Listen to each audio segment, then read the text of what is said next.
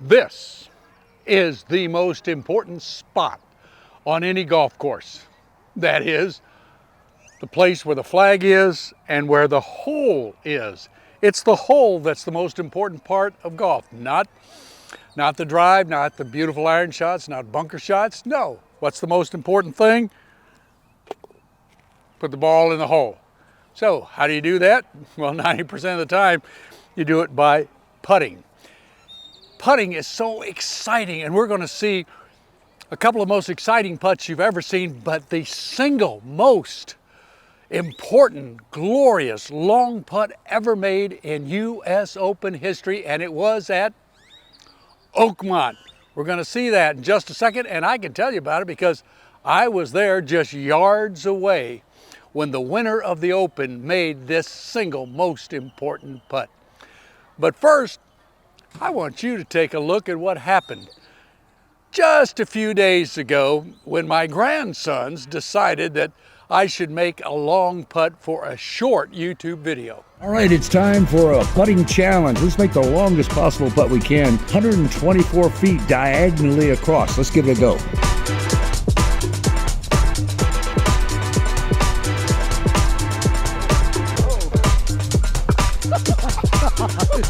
What was that thing?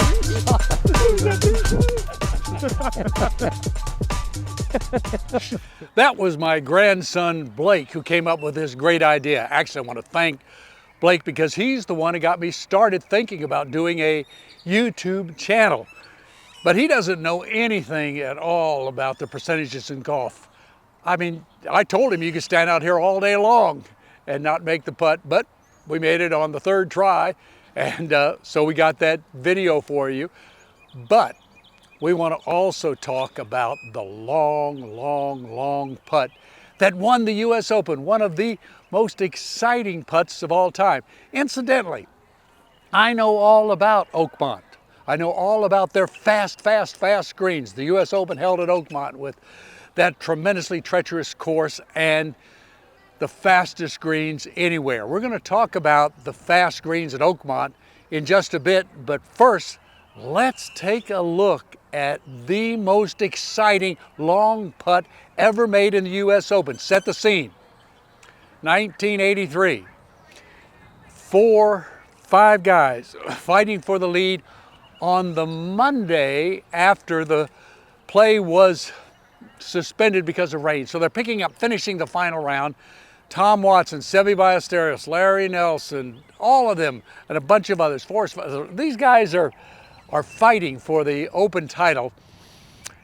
Starts Monday morning, early, nobody around. Tom McAllister of the Atlanta Journal-Constitution and I, being from Atlanta, Larry Nelson from Atlanta, we decided to walk down to 16, the par 3, and watch Larry Nelson hit his shot and see what happens. He hits his shot, not great, pulled it to the left side of the green.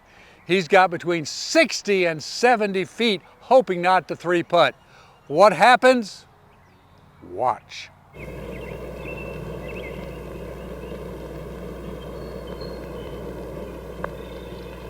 Down the first slope, swings across.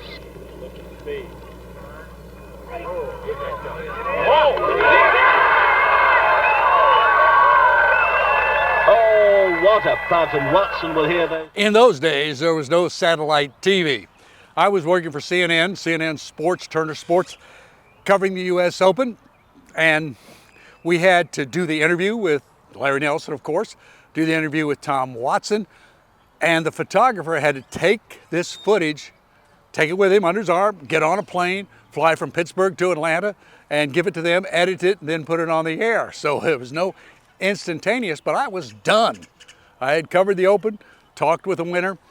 So I walk in the pro shop. Bob Ford was the head pro there. He had also played in that Open. He was the head pro at Oakmont and Seminole in Florida, 2 of the greatest courses in the country. And he said to me, "Well, Bob, what you doing?" I go, "Well, I guess I'm going to pick up a couple souvenirs and, I don't know, head out." He says, "You got your clubs with you?" I said, "Always do." He said, "Give me a half hour. You want to go play?" I go, "Yes." This is the US Open at Oakmont, set up For the Monday playoff, which did not happen because Nelson made that long putt, I got to play 18 holes with Bob Ford and the Oakmont two Oakmont caddies. I shot 41 on the front and 35 on the back. You know why I shot 35 on the back? Because I made a lot of putts. You know why I made a lot of putts? I listened to the caddy who read them right. But putting on the fastest greens in the world at 15 and 16 stimp meter, you can make a lot of putts. You can also three putt a lot. But we're going to talk about how do you make a long putt.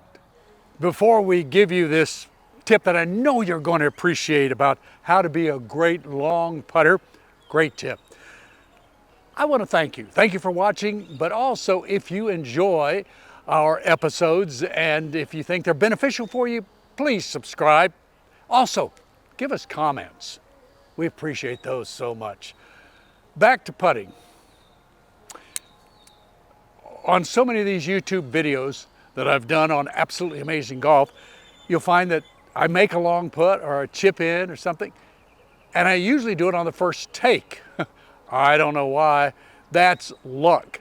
But also it's because I have a really good stroke for long putts and chips, and it gives me an opportunity to make it. 2 tips. A long putt. Stroke. Don't poke. You don't need to pop it or hit it. You stroke it. You take it back further than your regular putt. That's all. Keeping the same tempo. That's the second thing. Tempo. Stroke and tempo. Stroke and tempo. Watch.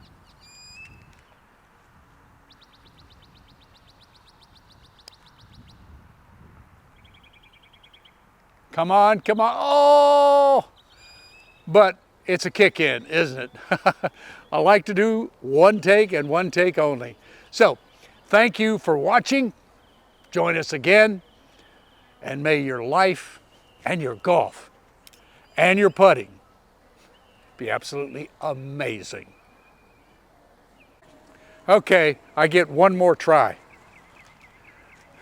You ready?